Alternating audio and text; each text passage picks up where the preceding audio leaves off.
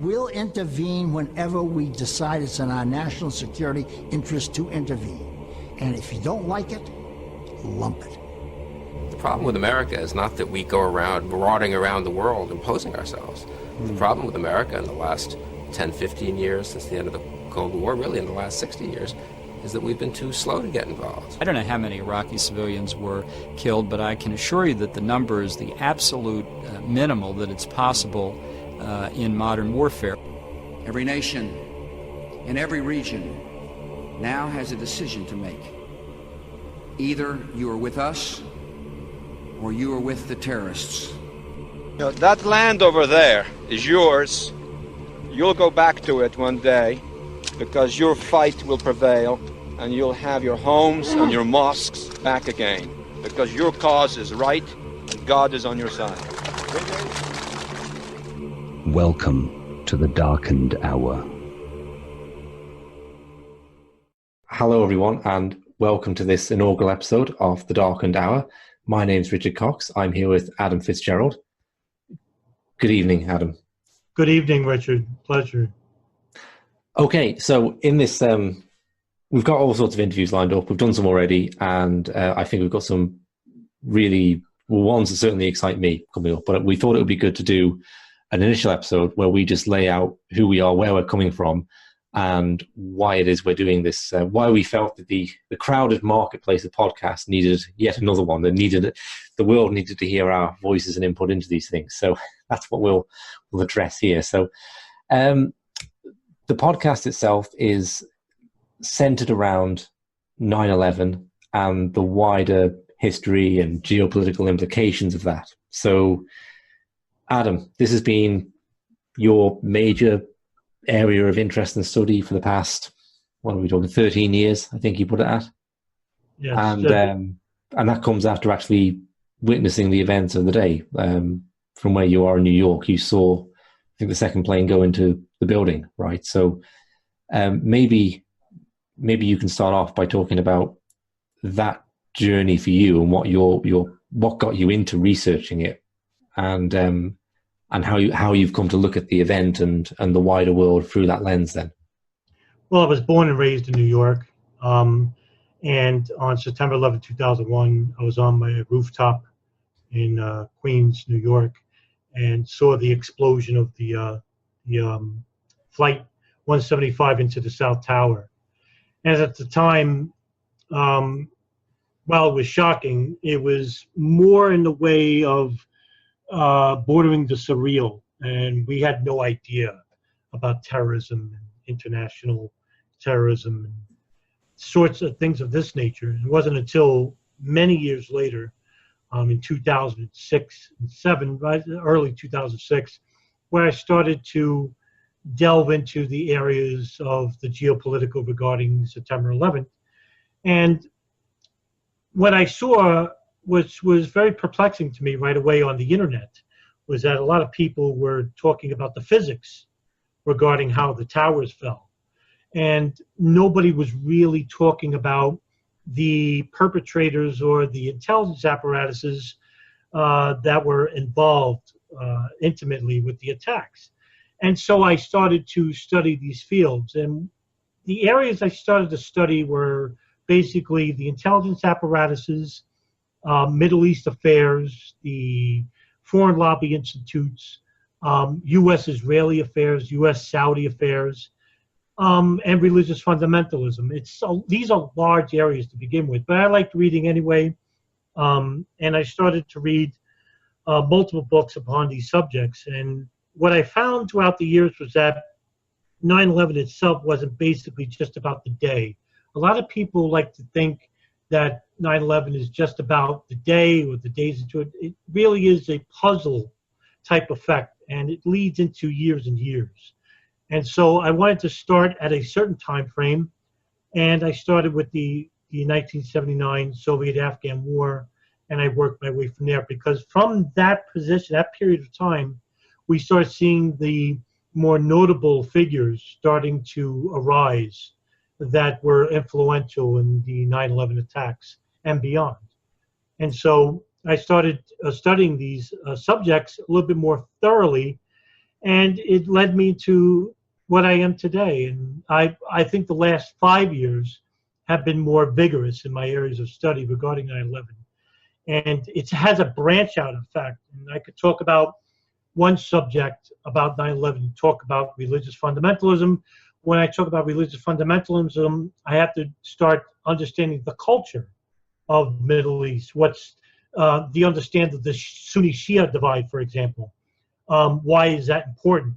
The Israeli-Saudi connection, or the Israeli-Arab connection, and how they evolve. And that has a connection to 9/11 attacks as well. And what I say about delving into other areas, yes, you have to delve into other areas because it has a correlation with the attacks. And what is the Bajinka plot, the 93 World Trade Center bombing, and so have you and have you. And the things we talked about in our year-long series, the Rose 9/11 series, that we touch on these subjects. The podcast itself, I would like to talk about the finer details of what we didn't get to in that series, and there's a lot. Sure. And that's where I think that I want to touch on in this podcast. And we'll talk about the details regarding the Central Intelligence Agency, the National Security Agency, the FBI, the Israeli Mossad, the Pakistan ISI, and so have you, because that is the most important topic regarding 9/11. It's not about the attacks themselves, but the intelligence apparatuses and the governments regarding those countries.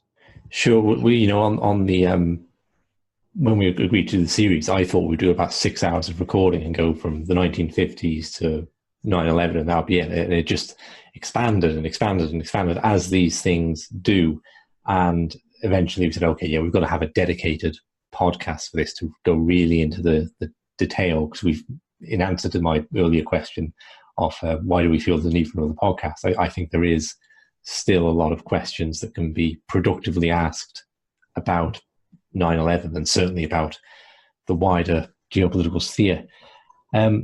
Just a question on what you said there, Adam, in describing your entry into studying 9/11.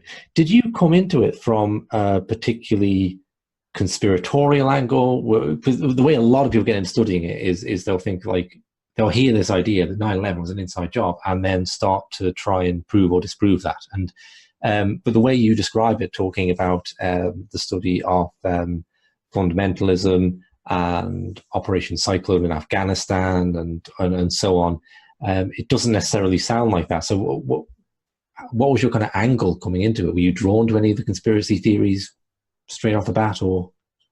Actually, no. It started with when I started to study theology, especially monotheism, Christianity, Islam, and Judaism in the early 2000 period. I'd say between 2003 to 2005 or 6. And I went about it wrong because I was an atheist and I became a rabid anti-theist, and I just generalized. And I found out that my worldviews were the reason why, because I was biased against religion. I didn't know anything about, say, theology, real Christian theology. I just lumped all religions together. And I swore that I would never make that mistake in any type of study in the future. And it was because of my study into theology and talk about Islam and Christianity that I started to once again have a peak of an interest into the events of 9/11, only because I lived in New York and, I lived through the event, but I didn't know anything about it really. I was very ignorant. So that's what led me. But I wanted to make sure that I didn't want any type of biases to go forward in my research. So I basically eliminated any type of biased worldview I ever had, and regarding like racism, religion, and politics. And I was already an atheist, and I wasn't much in the way of a voter, and I thought all politics are just a failure anyway. Democrat talk about bipartisan politics anyway, Republican, Democrat. And racism was just something that was easily eliminated in regards to social psychology, social construct, and the understanding of the individual, because racism is just about the degradation of an entire demographic, usually in detrimental terms. So that took a while because human constructs are ingrained within us from birth. And it's almost like a natural property, but they're all unnatural. Politics, racism, religion are taught ideologies. They're not natural in any spec. So that led me into 9/11 itself, and it gave me a clean slate. And I looked at 9/11 not through rose-colored glasses, but as a gray area, because there was so many more questions and answers. And it just So you didn't feel you were backing a particular horse from the get-go? right, which helped right away. Right, okay. Because it's quite unusual, I think. I think that's unusual. well, yeah, I would agree with you, only because if you look at forums today and you look at other people from, say, the Truther movement, you'll see many competing ideologies, and they're all persuaded by their worldviews. Their hatred for Israel, or their hatred for Islam, Islamophobia, or their hatred for the state, the government, the fear, or the distrust, so to speak. So when they already have that worldview, they'll look at evidence or material that caters to their worldview. And luckily for me, I just didn't have any type of worldview. I looked at everything and just eliminated information through a process of careful research and study. Richard, what got you interested into the events of September 11, 2001? I'd actually just left school, like in the June, I think, okay?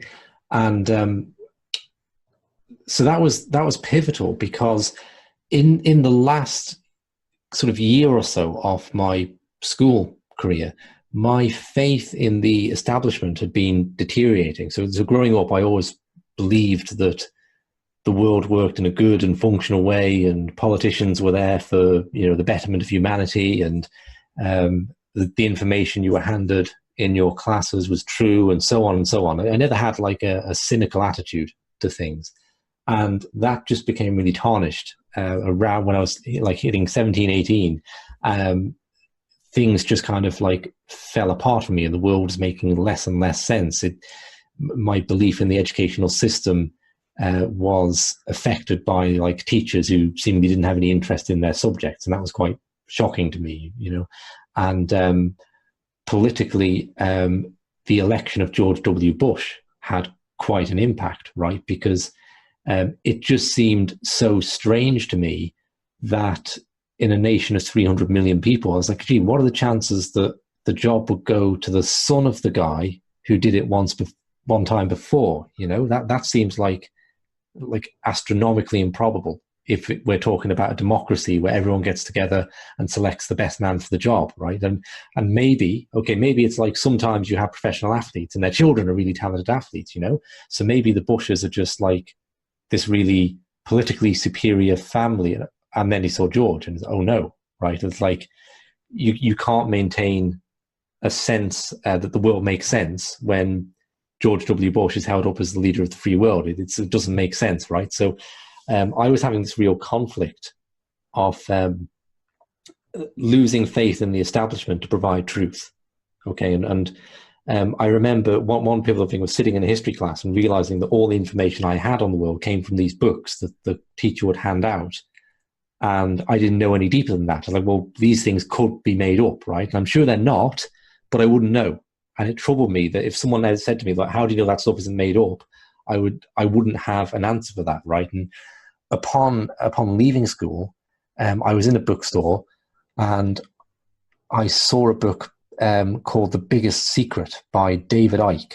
Okay, and it just grabbed me because it had all the faces of world leaders on the front, and I thought, wow, what is The Biggest Secret? And it's this real classic conspiracy book, I suppose, of like where reading the back of the back of it, Mr. Icke presents this entirely different view of the world. Okay, and a part of me is like looking over my shoulder to check no sort of secret agents are looking at me reading this, right? I'm not going to be carted off.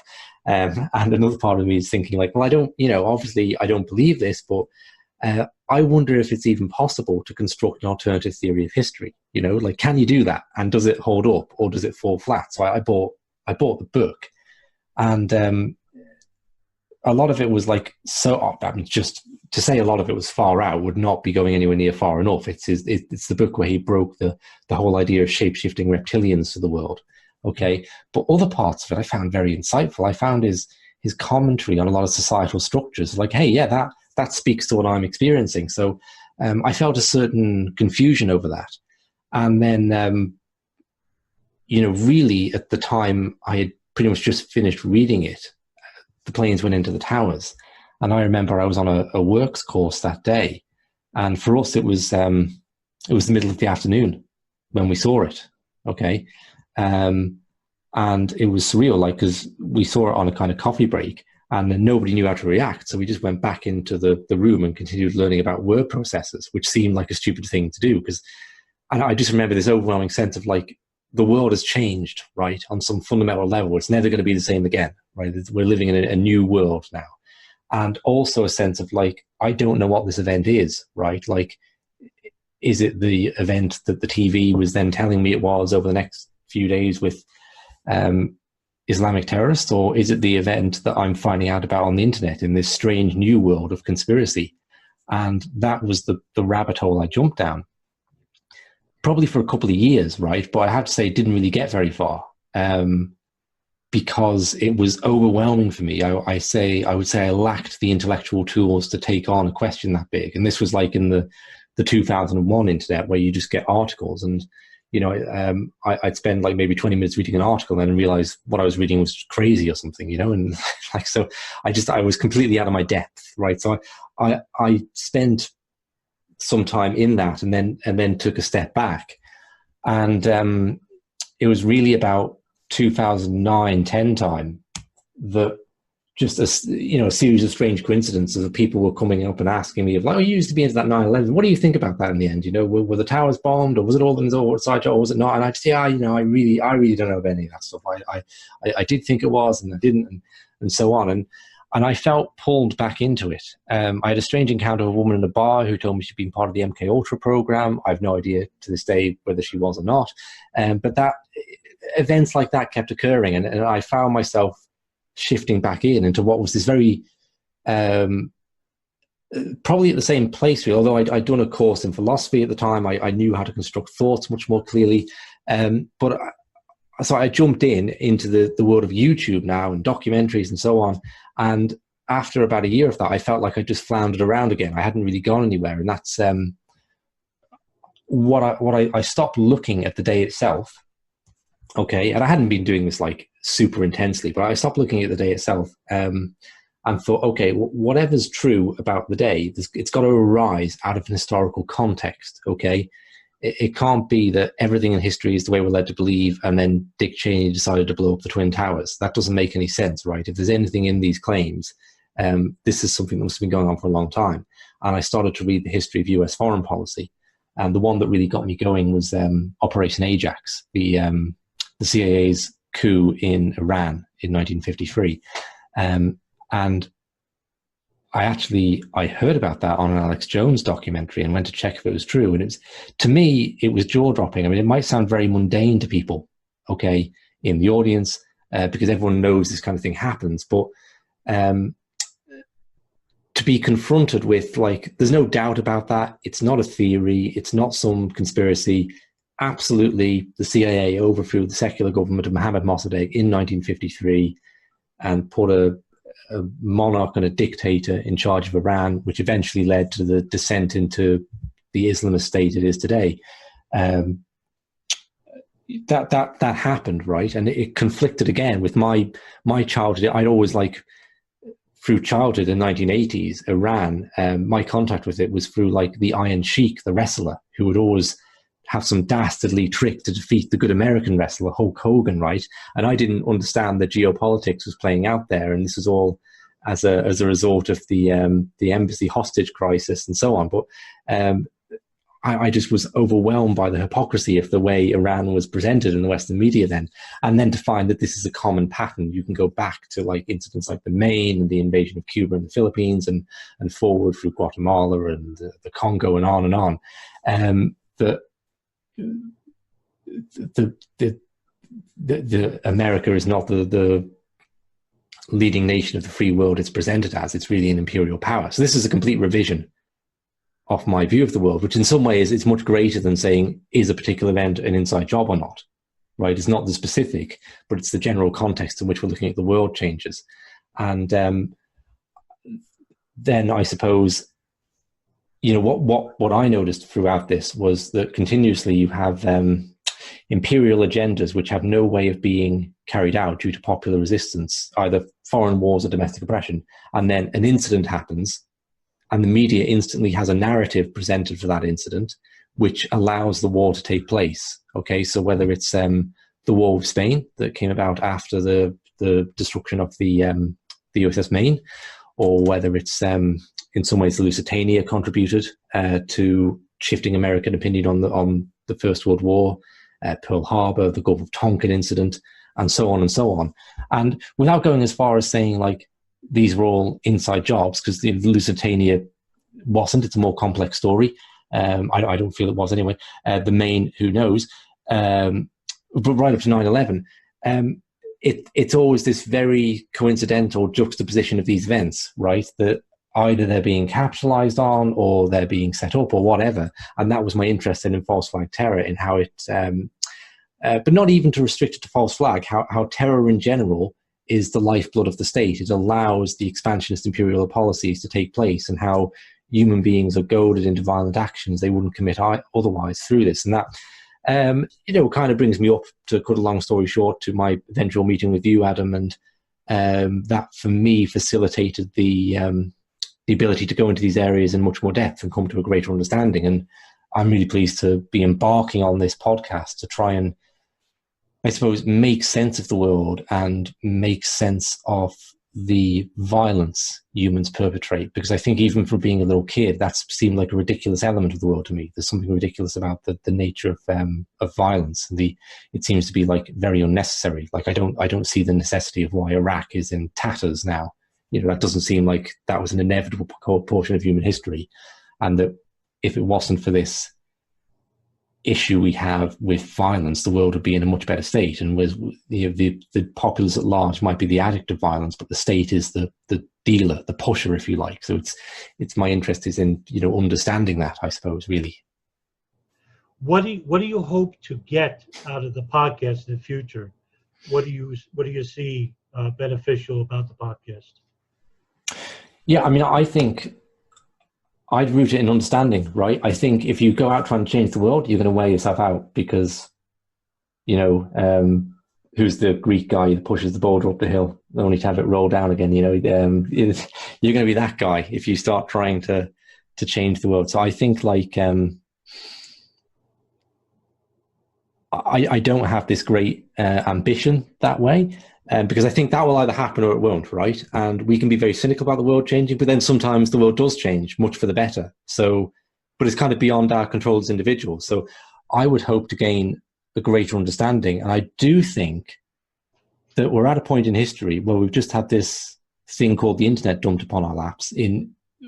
We see it as, it's been around 20 years now, but when people look back on this in 400 years' time, we are at the infancy stage of suddenly having access to this overwhelming amount of knowledge, and I don't think we quite know what to do with that. I don't think we know how to understand that, how to utilize that, and we go down these rabbit holes that are misleading sometimes, or worse still, we end up like engaging in like entirely petty arguments about our point of view of like 9/11 was an inside job. No, it wasn't. It was this. No, it was a plane at the Pentagon. No, it didn't. It's who's on the plane. No, that's not relevant. It's all about the bombs and people gravitate to the kind of behavior we attribute to cavemen of like hitting each other over the head with sticks. And they probably didn't. They were probably more civilized, right? But that's what we use the internet for, and that's sad and depressing. So I would like a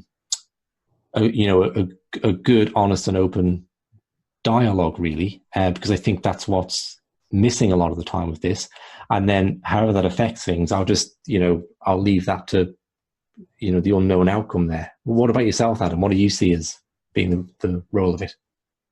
I'm hoping to see this podcast as an educational forum for those who are just beginning, and for those who are actually learned about the subject itself, that they can use this platform to espouse more knowledge about 9/11 in itself and the areas affiliated with it.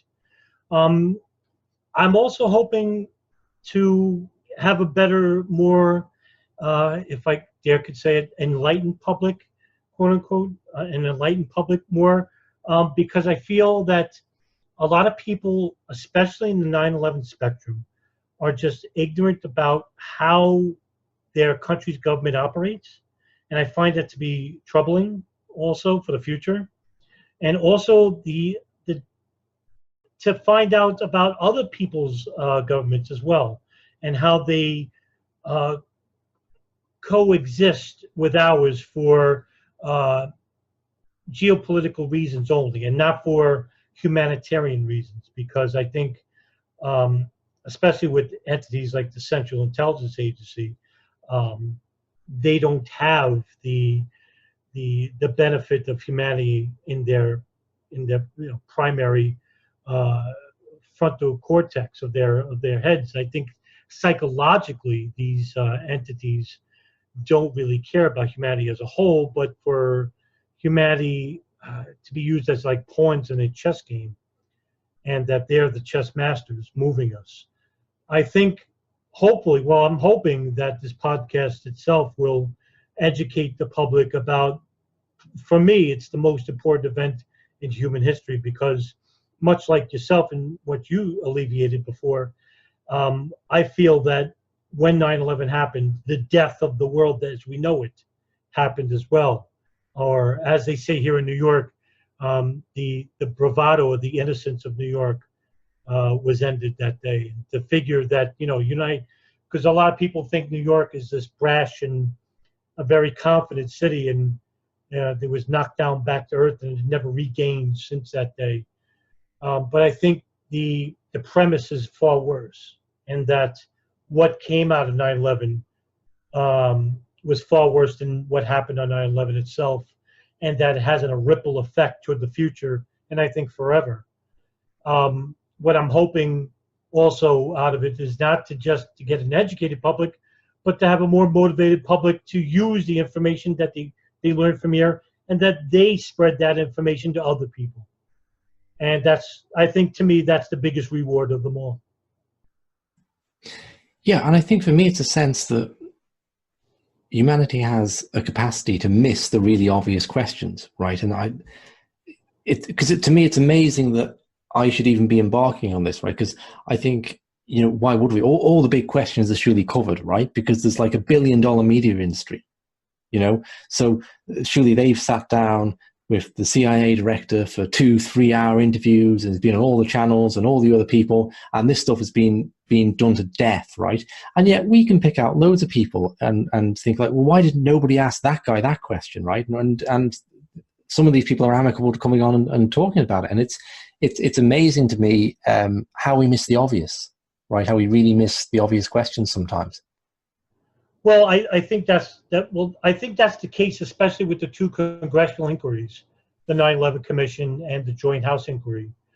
And Karen Bright, I'm going to butcher her last name, Brightweiser, one of the victims' families, actually had a list of questions that they wanted to ask the 9/11 Commission, and that when the Commission got the questions, only about, I think, 30% of the questions were actually addressed.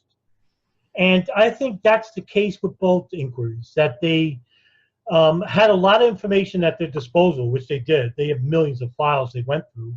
But a lot of that information was either suppressed or redacted from public view, or totally ignored altogether by the committee themselves. So whether it was pressure from Philip Zelikow or the State Department or the CIA and what have you, and also the interviewees of certain people that committed perjury.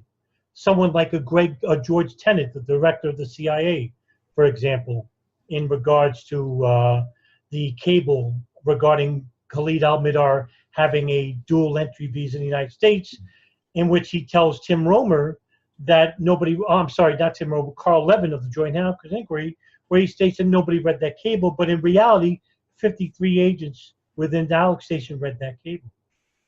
And and that's just one area. There's multiple areas where people didn't address certain questions, or they lied straight up. NORAD gave a false timeline to the 9/11 Commission, what have you. So yes, there was a lot of questions that remained unanswered. Sure. So we have this really like solid stuff that you're addressing there. That's absolutely what we want to, the core of the podcast to be. I think also we'll digress away from 9/11 because I think a lot can be learned from looking at other areas of what I might label state crimes against humanity or something, and seeing how, whether it's events in the north of Ireland during the Troubles or the Kennedy assassination or something, that there have been movements in all these areas to gain the truth over events where people don't feel the stage has exactly been forthcoming. Okay, and I think there's a very productive exchange can be had there. And I don't know if there's anything you want to say about that, but just to mention the other thing on my mind is you've gone through a list of what I would consider to be the really erudite, solid issues that you can take to the bank and with regard to 9/11. You also have a massive conspiracy culture around 9/11, which at its more fringe elements goes into planes not hitting the Pentagon, a missile doing it instead, and then you get further along than that with holographic planes hitting the Twin Towers and so on and so on. And it's not always clear to me with 9/11 or any issue where the line is drawn between the reasonable and the fantastical. But this has been a massive diversion of attention, let's say, where we could say that whether it's intentional or not, whatever the intention is, conspiracy theory has come to form a part of the cover-up of these events, right? Because, and I think that's a statement everyone can get by, unless you're the guy that is at the complete extreme end of the spectrum, where you think no one died on 9/11, even the towers themselves are holograms, and we're all on a flat Earth. Everyone who's more extreme than you is in a sense aiding the cover-up with a fantastical narrative. And, I think that's something we'd perhaps like to touch on, of how do we address this? How do you go about studying something that's immensely complex when you're bombarded? Because it's all right if you've been in it for a while, but you step into something like 9/11 Truth and you're bombarded with these million competing narratives, and everyone's calling everyone else a shill and saying their one is the right one. It's like walking into some kind of bazaar where everyone's trying to get you to buy their goods and telling you about the quality, how rubbish everyone else's is. And it's a very difficult landscape to step into. I think dealing with the area of conspiracy, this is the biggest setback for the 9/11 Truth Movement, obviously. And I think it comes twofold. And it comes from an area of ignorance regarding the areas I outlined before, because they're so expansive, they're so broad, that people don't have the necessary time to read, whether they have jobs or families. They just don't have the necessary time to research and fact check what they read. So they'd rather watch a video, or they'd rather watch an edited clip. And most of these videos and edited clips that come from a truther point of view, or the fantastical point of view, I'll use that instead. From the fantastical point of view, doesn't really delve with factual information that you could check, because it's all based on speculation. But it fits into their preconceived worldviews, like what I talked about earlier. And that's why I think that's another reason that is a detriment in the both the debunker and truther party system, so to speak. And that these worldviews give them a biased view of 9/11. It could be any event whatsoever.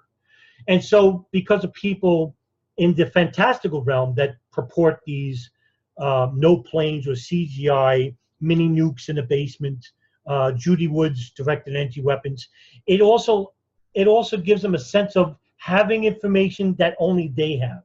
So they feel important that they have this information, but it's information they can't realistically purport in a conversation or a debate, because they would have to go about proving these assertions.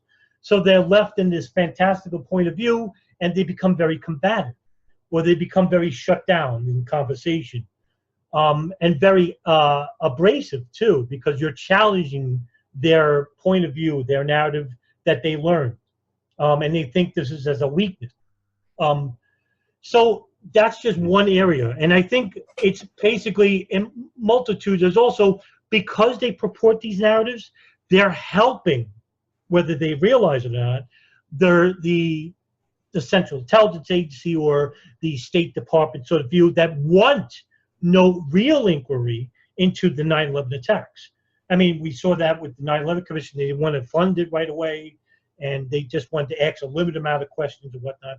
So you already have these entities that don't want any real investigation. Sure. And by these people purporting these fantastical narratives, whether it's on purpose, and I don't think a lot of it's on purpose. I think a lot of people are just misled and lied to.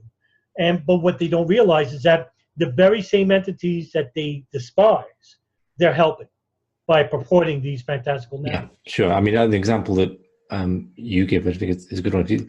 If you don't think a plane hit the Pentagon, you're not likely to ask questions about the CIA's relationship with the hijackers on that plane. Right.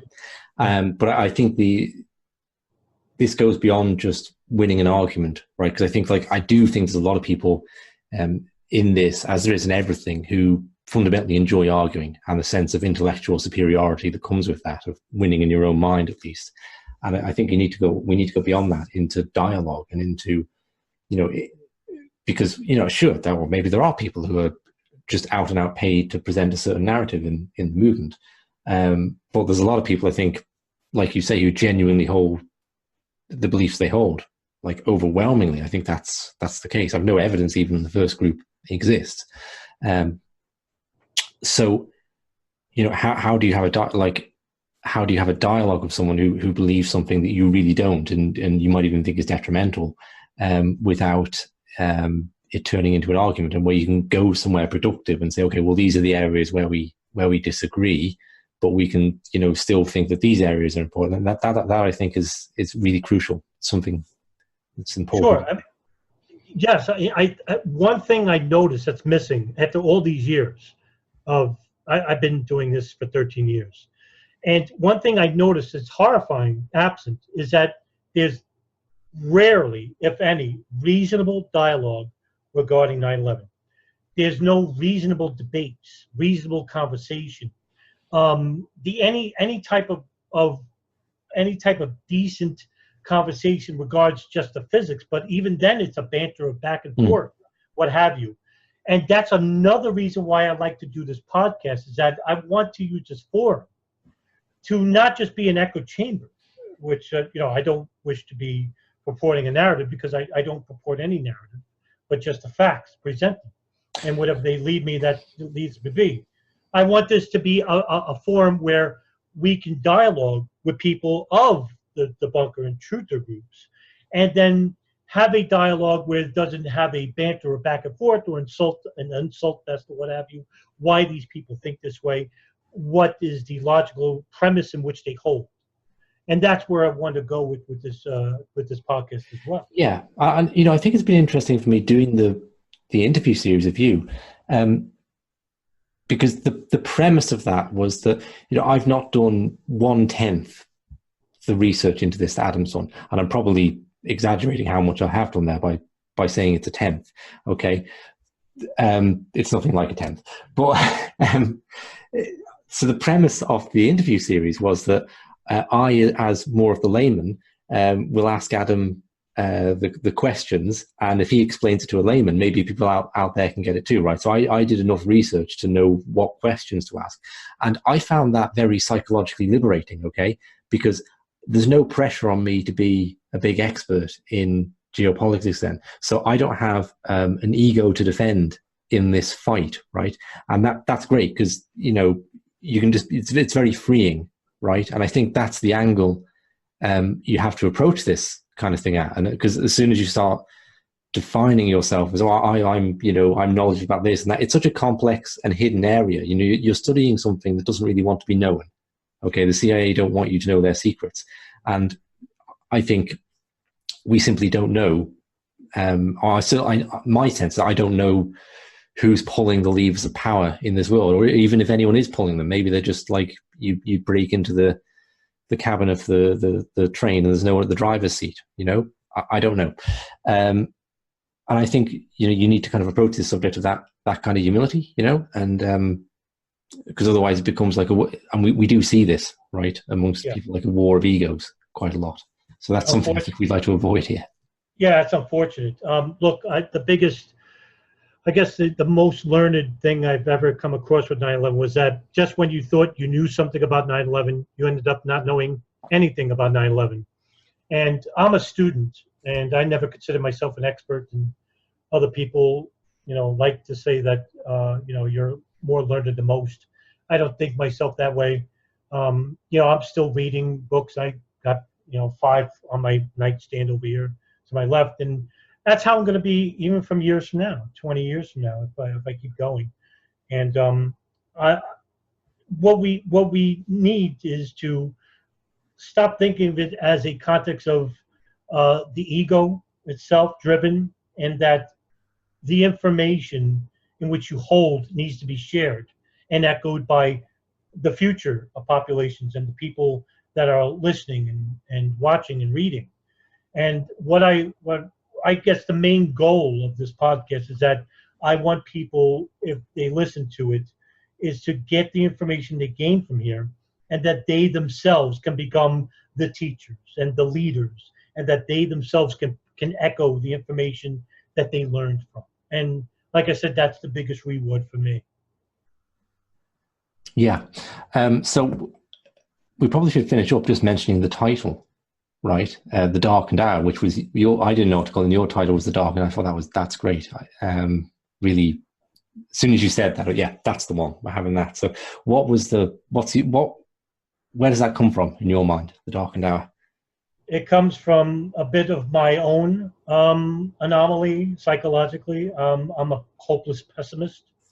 I don't see much in the way of a beneficial future or profitable future. I think we'll keep repeating the same mistakes and the same errors in the past, which it holds back to the old quote by George Santayana: "Those who are doomed, those who are forget the past are doomed to repeat it." Mm-hmm. I think that's what we're going to see in the future. But the Darkened Hour came to me in that regard, that when we talk about these subjects, there is no real light at the end of the tunnel, so to speak, in regards to terrorism, the intelligence apparatus. It's all a detrimental and depressing subject.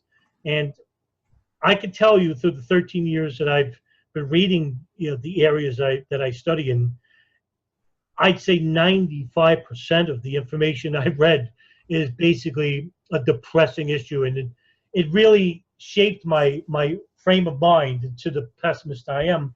But not to say that you will become a pessimist yourself. There is a light at the end of the tunnel, and that light at the end of the tunnel is through the people using the information to educate others, and that hopefully that you'll have an educated, more enlightened public in regards to the dark spots of this country and this world.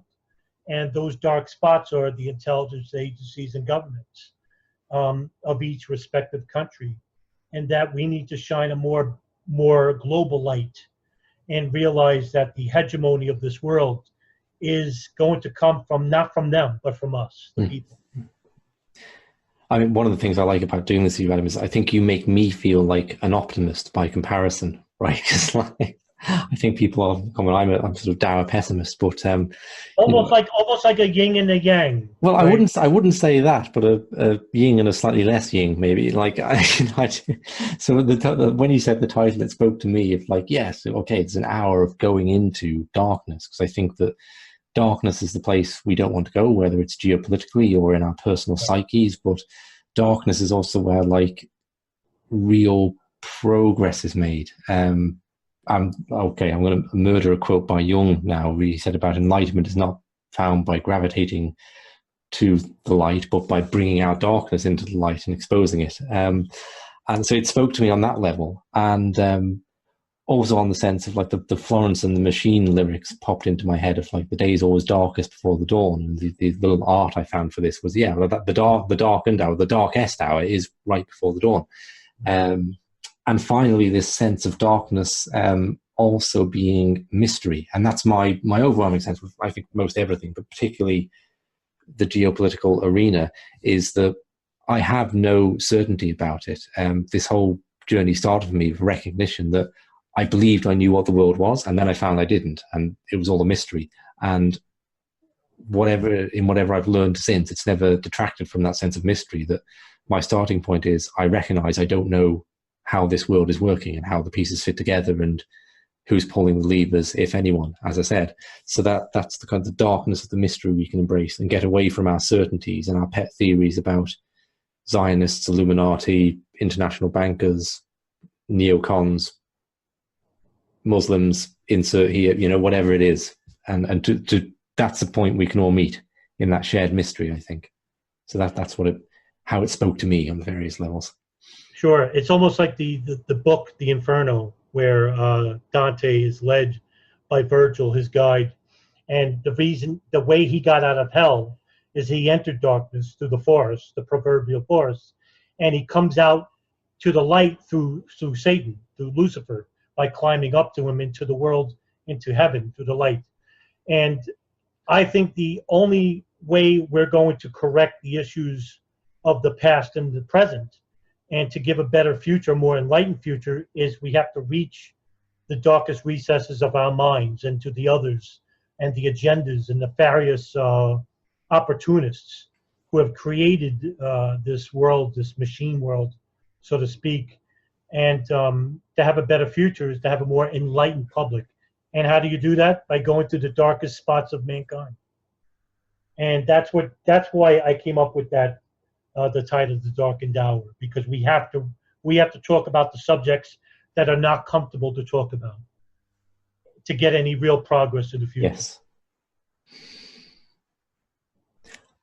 Okay, Adam, if you're happy, I think we'll leave this inaugural episode there, and we will be back soon with an interview. So we'll be delighted if people subscribe if they want to hear more from us, and feel free to be in touch and send us your thoughts on this and anything we do. I think the art of this for us, with the people we have on, is getting really the right questions. So we're always open to help with that, in terms of if we announce who we're having. It's great to hear from people and what they thought and so on. So sure thing. And no, I think that's about it. And thank you for listening. Thank you for listening, and we'll see you soon.